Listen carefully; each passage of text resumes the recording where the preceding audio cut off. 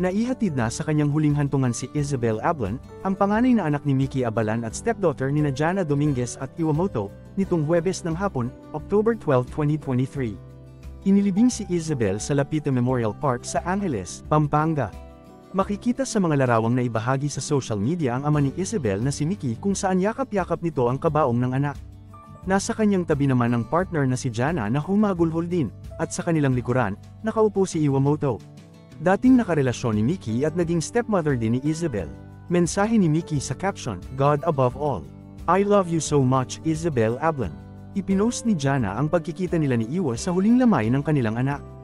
Ibinahagi din ni Jana ang larawan nilang pamilya na makikitang hawak ni Mickey ang larawan ni Isabel at nagpost sila sa harap ng kabaong kasama ang bunsong anak. "Our last family picture complete. You will always be in our hearts, our firstborn at Isa Ablan.